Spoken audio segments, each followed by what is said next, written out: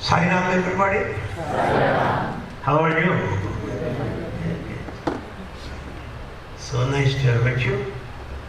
My humble pranams at the lotus feet of our most beloved Bhagavan. Many faces are familiar to me.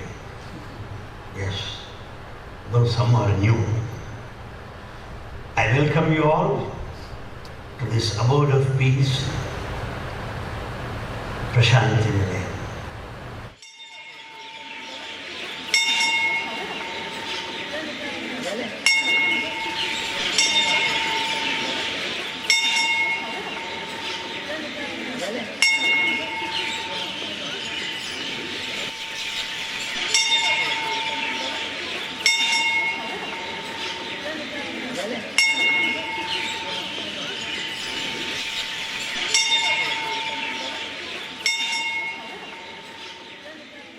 I had never been on a young adult pilgrimage prior to this, and truth be told, I wasn't quite sure what to expect of it beforehand.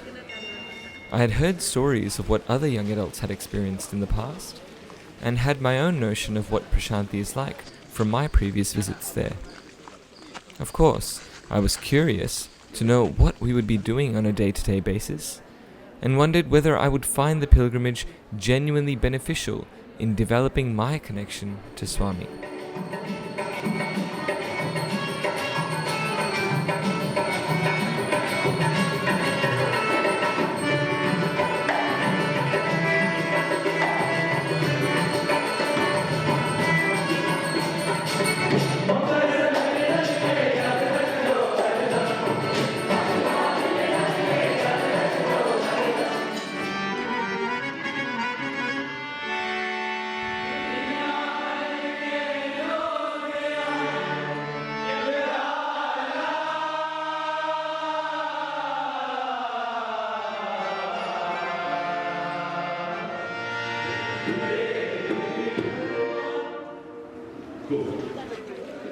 Music practice was a sadhana within itself.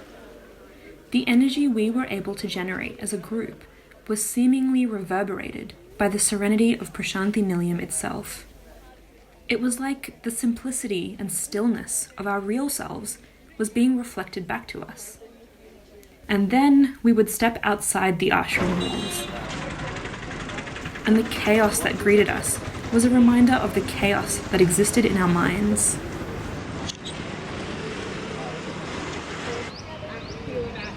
Okay, I'll try to do a Sai Gita spiel in 1.5 minutes.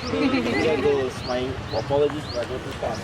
Now here lies the samadhi of Sai Gita. Her entire body is rested here. So Swami was in there, right in the samadhi there, overwatching the entire burial process, the whole burial process, and he actually shed tears for her. And it was the first time he ever shed tears for someone who had deceased. But later on, a few days during this discourse, Swami taught one important lesson. It is normal and human for us to grieve and show emotions, but it's how quickly we come back from the grieving into a normal state. So that's the lesson for all of us over there. Enjoy, Sarah.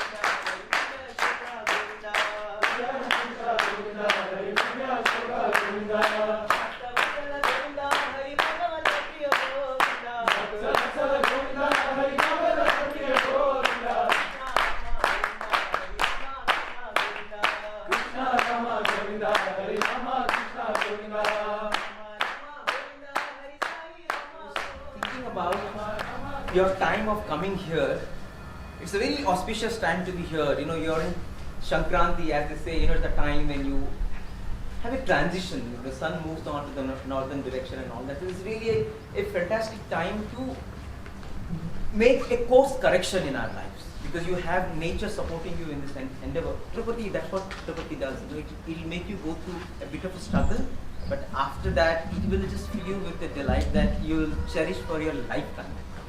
So that is, because Puttaparthi is here not to give you simple joys, not simple shanti, is not that santosha. Puttaparthi will give you prashanti. And for Prasanthi, it will make you go through it a little bit. But once you go through it, you will have something which is permanent, which is lasting, which is cherishable, which will change your life, and which is something that can pass on for eternity. Jai Jai Hanuman, Jaya Hanuman, Jai Jai Hanuman, Jaya Hanuman, Jai Jai Hanuman, Jaya Hanuman, Jai Jai Hanuman, Jaya Hanuman, Jai Jai Hanuman, Jaya Hanuman, Jai Jai Hanuman, Jaya Hanuman, Jai Jai Hanuman, Jaya Hanuman, Maruti Raya, Jaya Hanuman, Maruti Raya, Jaya Hanuman, Mahanubhava, Jaya Hanuman, Mahanubhava, Jaya Hanuman, Vayu Kumara, Jaya Hanuman, Vayu Kumara, Jaya Hanuman, Vanara Veera, Jaya Hanuman, Vanara Veera, Jaya Hanuman, Anjani Putra, Jaya Hanuman, Anjani Putra, Jaya Hanuman, Ati Balavanta, Behind us is my favorite god, Hanuman. So we came here and we had such an amazing experience. It just felt completely surreal. We could feel, I could feel Swami's presence there. I really can't explain it in words, but I just felt so much presence of Swami there when we went up to see Hanuman.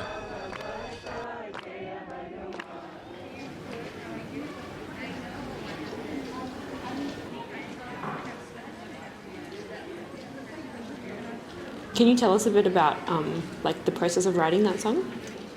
And so I was just like playing around on the guitar, and I was playing like those 3 chords but in a different way. And I was like, just like, because it kind of got me into that mood. I was just like talking, like, Swami, what do we do?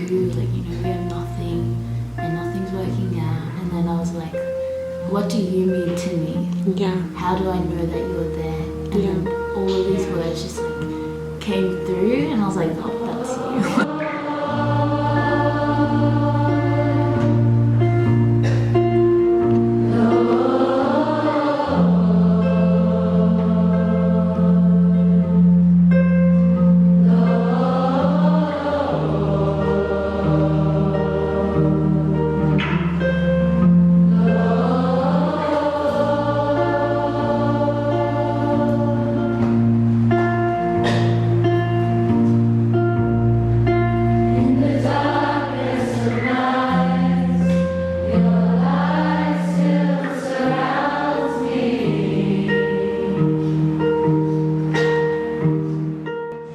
Out the words. He didn't just say that the offering was good or that it sounded nice. He picked out the words and he pointed them out and he said, Swami, where are you? Because that's what this whole thing was about. Really asking that question for us and for all the devotees that congregated in Kuwan. And the fact that one person got that and was going to ask themselves that was totally enough. And that's it.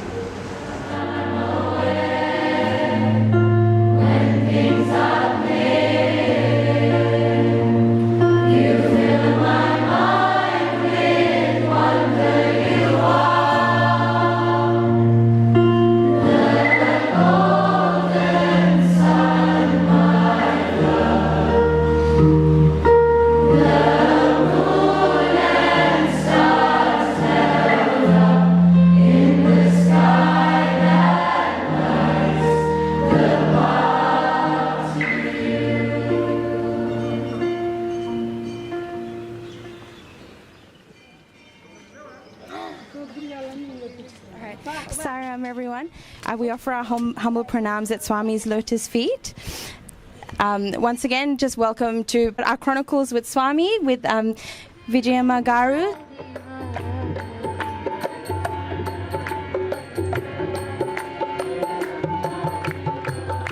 So today we'll start without any further ado. I just wanted to share a little bit about Vijayamma herself and just about their family.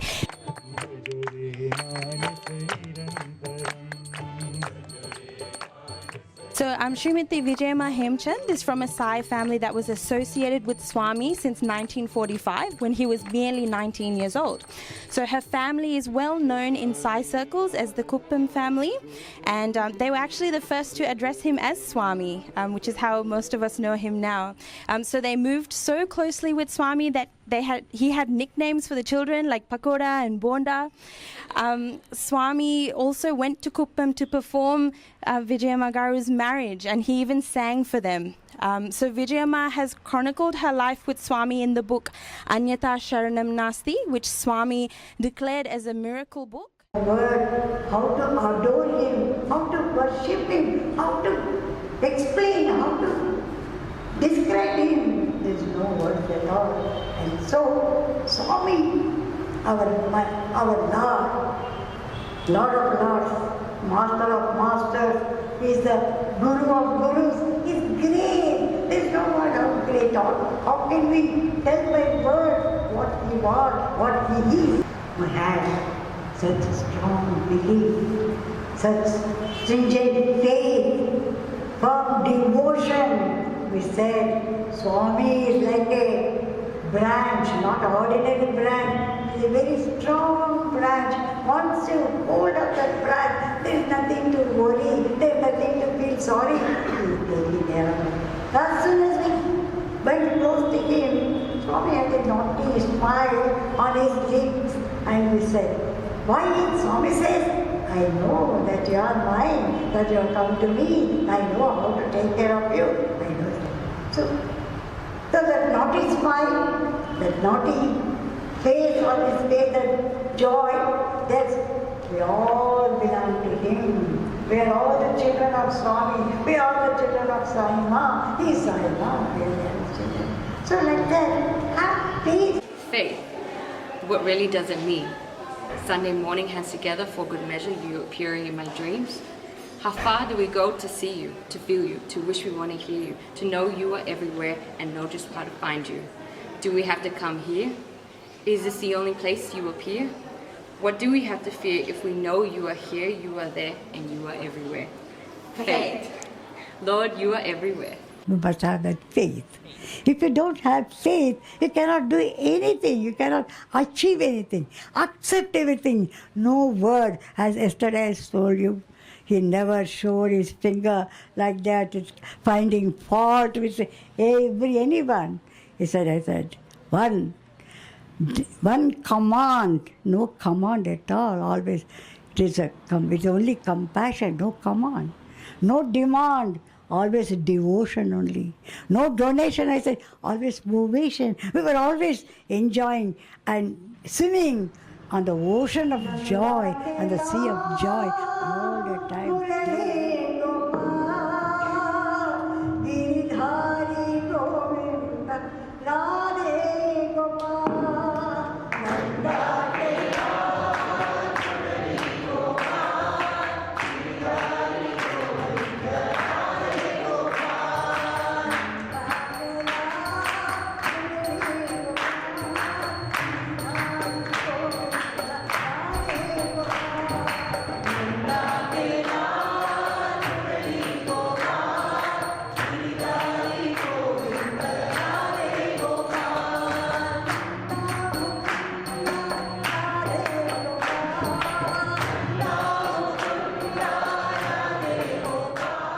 You were absolutely incredible. I can't put into words how much love she has for Swami.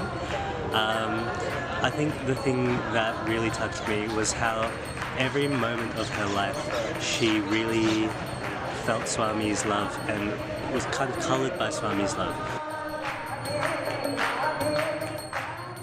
We heard about Baba and then bang, like that was it. So you know, and like a lot of us are born into families that know Swami, and then we're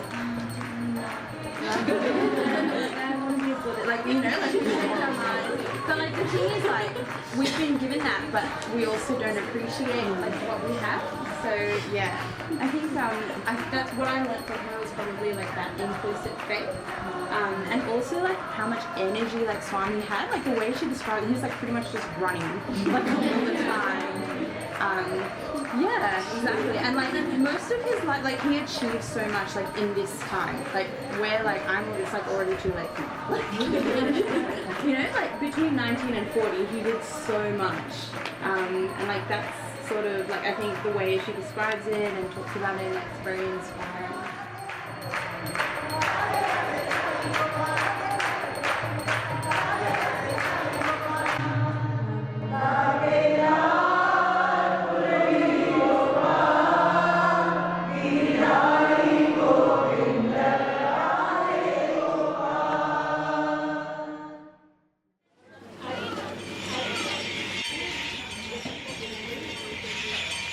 All right, well, how are you guys feeling today? I think what the undercurrent for me has been for this whole trip is just really, I think, seeing the perfections in everything in life. Like everything is perfect. I think this journey has really just made me see, you know, and really appreciate that Swami has looked after everything, even though I might not understand it. But I think as opposed to getting too carried away trying to understand him, it's sort of like, how can I love you more and appreciate what you have done for me, as opposed to being, why is this happening? Why I don't get why you're doing this. And I think that's what's been really important. You may realize that the Swami that I connect with most is the one that I feel inside. You know, little Swami sitting inside my heart, and the one that I can always reach out to and always talk to. It's never necessarily been the Swami outside walking in the darshan lines, talking to people, but it's been that. Yeah, it's really been my side all along. So it was nice, and then obviously music is another big part of my life. So hearing the experiences of Siddharth and Brother Ravi on the first night was incredible. It really showed me that music as an art form, music as a sadhana is actually so powerful if I was to truly embrace it. Whatever talent it is that Swami has given us, we have to constantly put in the effort to practice, because we never know when the opportunity will come. Whatever we have to offer to Swami, whether it is music, whether it is painting, whether it is carpentry, whether it is, you're good at studies, you're a scientist, anything that comes easily to you which you can offer to God, because that is when truly the talent, gets fructified, when that is something that He has given you.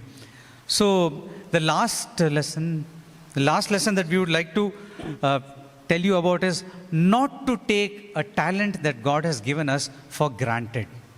We should never take it for granted, because you never know when it could be taken away. You know, if it is not for the talent that Swami has given all of us, in whatever little way it may be, in whatever aspect it may be, we have to offer it back to Him at every little opportunity that we can. We cannot afford to relax, because Swami himself has told us now that it would be a big mistake to do so. They wanted to put up a drama in front of Swami, a drama on Jesus Christ's life, Kingdom of Heaven. They went to Swami and said, Swami, we want to put up this drama. Swami said, oh, very nice. And they showed Swami the cast, who is going to act as what. And Swami pointed to one particular role and said, put Ravi in this role. And they said, Swami is not here. Swami said, I know he is in Anantapur, he comes every weekend, let him practice weekends, that will do. So they said, so you're so lucky, Swami put you in this role. And what was this role? This role was that of a blind beggar in the drama. There was this blind beggar sitting on the edge of a curb, and somebody comes to him and says, hey, Jesus Christ is coming this way. Why don't you go and ask him to give you eyesight? This blind beggar, he's a small boy. Why don't you go and ask him to give you eyesight? So this boy runs to Jesus and says, give me eyesight. So Jesus says, do you have faith that I can give you? He says, yes. And Jesus rubs his eyes and he gets eyesight. As we were practicing, there was a side door like that. And Jesus is giving me eyesight in the drama. As he's giving me eyesight, Swami walks in. And Swami says, Sai Baba came and you got your eyesight. Did you hear some applause during darshan? Yes, Swami. Do you know what that applause was for? No, Swami. There was a girl in the darshan line. She was 18 years old. She was born blind. And I gave her eyesight. Just like Jesus gave you eyesight, I gave her eyesight, Swami said. And then he added this line, don't worry, I'll give you also. And so we all laughed. Because I could see. And it was a drama. Okay, so I thought, why is this thing again and again Swami is repeating this? But anyway, the drama got over, we finished, and 5 years later, it was lunchtime and everyone was going to lunch, and there was this last boy leaving. He said, sir, are you coming for lunch? I said, no, I'll just finish this experiment and then join you. You go ahead. I was filtering something and I had applied suction with a new pump whose power I didn't know, and the whole thing imploded and I got acid into my eye again. This acid was more powerful. It was like 70 degrees, chromic acid. And as it fell, as the drops fell, I could feel my shirt getting eaten up. That powerful acid. Luckily, people who were around me, they took me to the tap. Water was there in the tap. We washed. Then we went to the doctor. Eye doctor was there. And she examined me and she took the boy who brought me to the next room and said something to him. And when he came back, I asked him, what did the doctor say? I told him, Swami will ask me, so tell me the correct thing. And then he said, the doctor said, you lost your eyes, nothing can be done. Take him to Bangalore. So shall we go to Bangalore? I said, no way. Going for Swami's darshan. Just sitting in the portico with all that bandage and all. And Swami saw me and I could hear Swami's feet running towards me. And Swami said, what happened? What happened? And then he said, careless boy, I told you. I told you to be careful. Then he created vibhuti, gave it to me and said, eat it. Tomorrow go for changing your dressing. The next day when I went, the doctor opened the dressing and she had some microscope, telescope, I don't know what it is. She looked into my eye, took me outside, looked into my eye, brought me inside, examined me outside, inside 3-4 times. And then finally she said, something is wrong with my eye.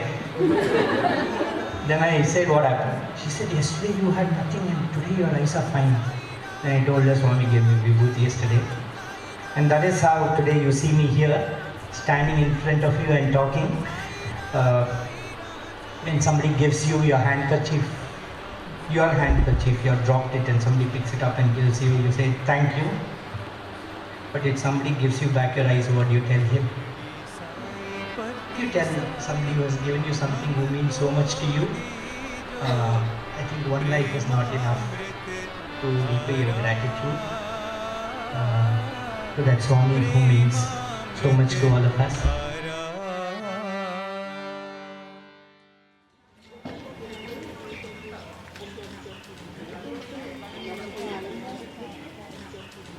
So, a few days ago, we were in Third Vrindavan. We went as a group, and it was a really awesome experience, man.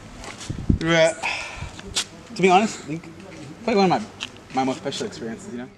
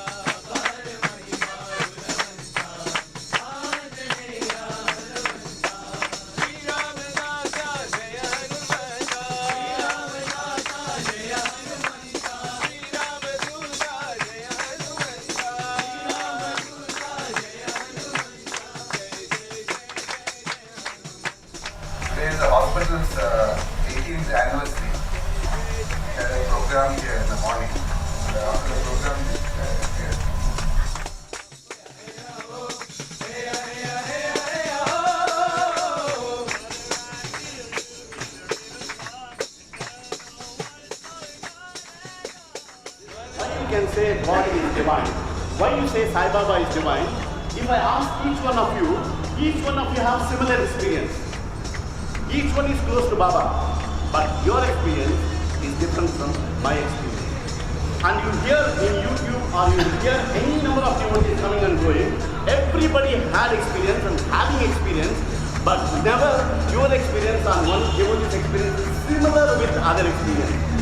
If that is not enough to prove that he is divine.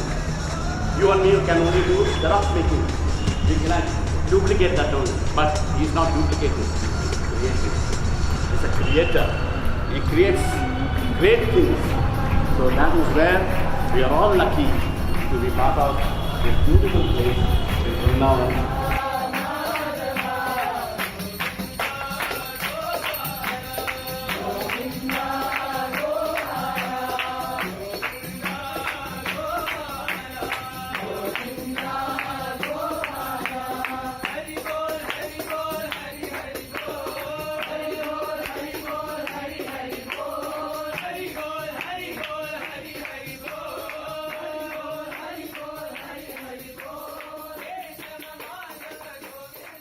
We walked into Swami's house singing bhajans for him. And I think for me, the most important experience happened when they were singing bhajans. I felt myself like shedding layers of myself, you know? And I offered it to Swami. And that's when I felt peace. You know, it was more than I felt during any other point. And during that bhajan session in Vrindavan, I felt all my layers of myself, my ego, I felt to leave me. And that was probably one of the strongest times I felt Swami in my life. And yeah, Sarah.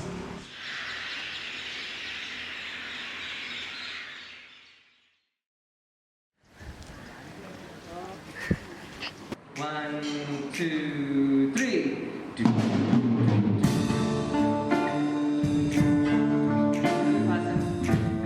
As a child, I had always wished to be able to sit at the front of Kulwant Hall and sing for Swami, and so the musical offering was incredibly special to me. From the outset, I was determined to do my best, to try and make sure that what I offered was flawless. Yeah? Cool, second time. As I reflected on it though, I realized that the journey had meant more to me than the offering on the day.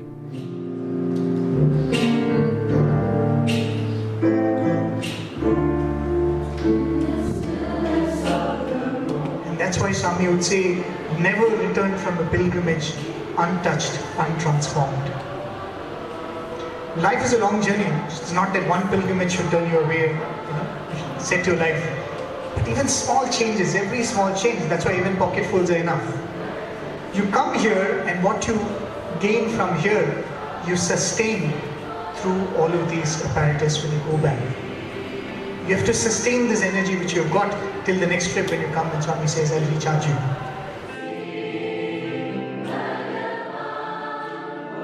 He directs you and he gives you an opportunity to sanctify your life. As long as we call ourselves servants of Swami, servants of Swami, servants of Swami, we want to serve, see Swami everywhere, see Prasanthi everywhere. Then you sanctify your life. This is done for your benefit.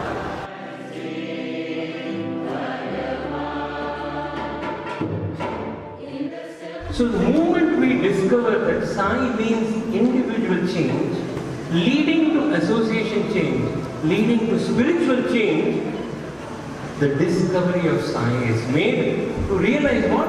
That we are love. We are love.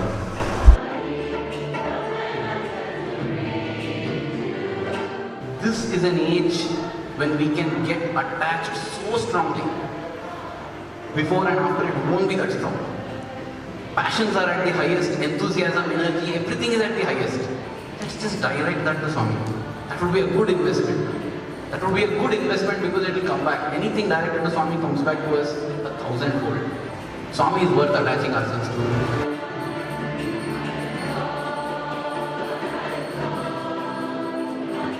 And this avatar, which we have seen, which it is the whole Prasanthi is reverberating with Bhagavan's vibrations, the spirituality. So this proximity we should not miss at any cost.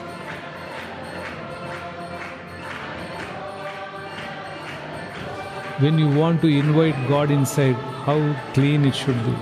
Please think about it. How do you expect God to be in your heart, in your mind, which is filled with all other unwanted things? We need to give him a clean seat for him to sit.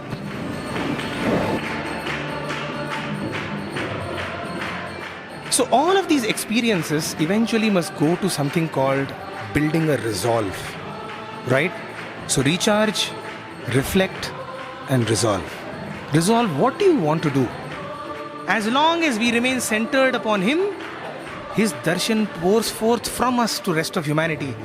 Be ever pure of heart and soul, and mankind in your lifetime will benefit from your unique qualities. Be about my work, my beloved.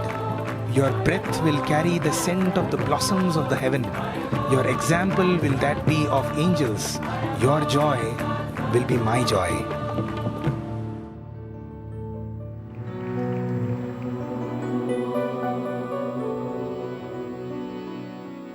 Shanti.